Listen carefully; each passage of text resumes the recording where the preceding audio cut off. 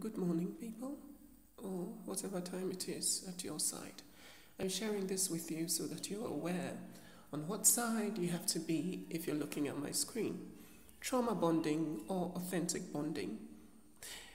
Looking back at my life, at least the last 20 years, I've seen the dynamics of my relationships and how it has affected me as a person and especially as an artist. And I would advise you that you always lean on the right side instead of the left. You do not want to be on the side of trauma bonding, which usually the dynamic is the narcissist and the empath. They see you as an empath. They know what your abilities are, and they capitalize on that. Capitalism in itself is as bad as it is, but being manipulated in the hands of a narcissist, that's worse. It's dehumanizing. You're belittled and you start mistrusting yourself because you be gaslighted so much about what reality is, what your reality is, that you start forgetting who you are, especially if you were just on your journey to discovering who you are. They love bomb you. They put you on false pedestals and then they begin to tear you apart. That is what trauma bonding does, because it makes you feel like this is the only person for me. This is the only person I can trust. This is the only person who truly understands my pain. But pain is not something to bond over. It's something to heal from. And so you should be around people who give you the room and the space to heal on your own, not someone who picks you up and wants you to be their fixer instead. The one that mothers them, the one that is always listening. And let me show you some of the dynamics of being with a narcissist. First of all, they love bomb you, like I've said. They give you false hopes and false promises.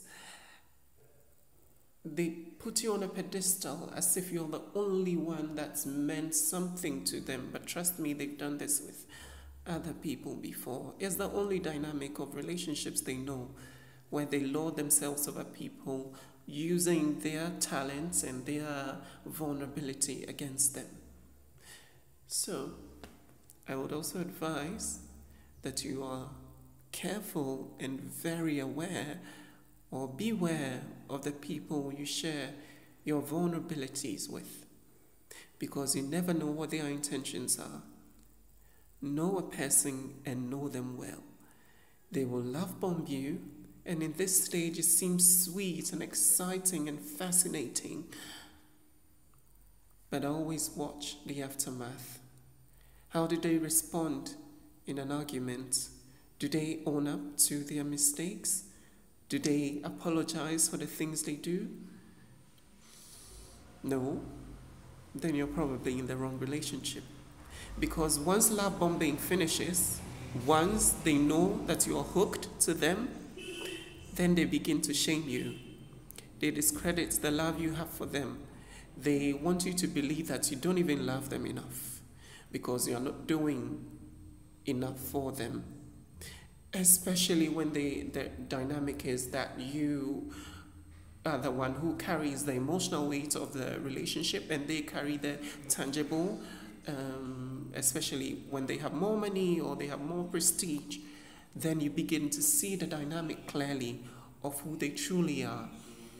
They shame you because you're doing little in the eyes of everybody, because of course they are the one who is bringing the tangible, and they forget that you are actually the foundation of what the relationship is, the loyalty, the trust, the emotional support. You literally carry the relationship, but they discredit that. And then they accuse you of things they are doing that they don't want to feel guilty over. So it's better to accuse you.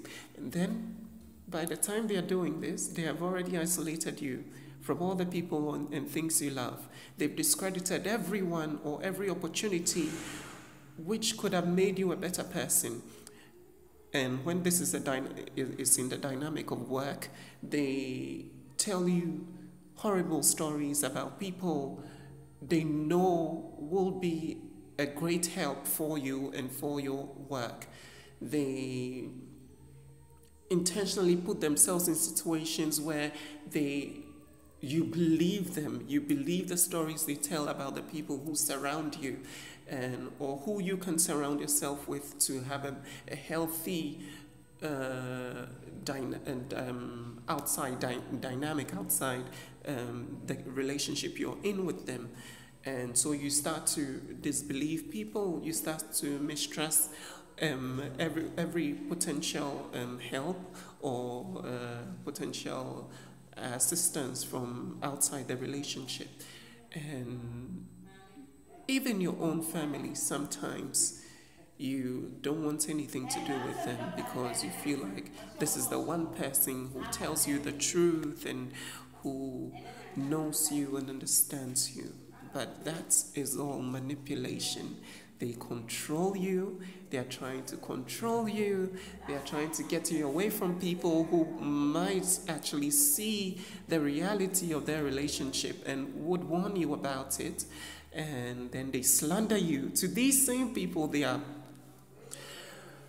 shielding you from getting in contact with. So after isolating you, then they slander you to people. Tell them all sorts of rubbish about who you are. Even create scenarios where you have to explode over something they've done so that everyone sees you as the crazy person. Then they play games, they use silence to get your attention, and then they tell you to forget about the past, because why not? If you forget about the past, then you won't be able to hold them accountable for things in the present. So you are literally shipped and packed in a box that you will never get out from. And then the betrayal comes in, then the gaslighting, then your reality, all of it starts diminishing.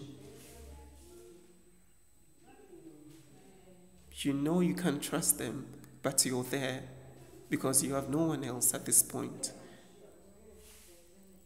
And then abandonment comes in. They leave you and come back whenever they want because they know you'll be there to cuddle them. You have nobody. At this point, you're insecure. You're criticizing yourself amidst them criticizing you. And the funny thing is, they will never own up. They never claim anything they've done to you. You are the one who is always doing something to them.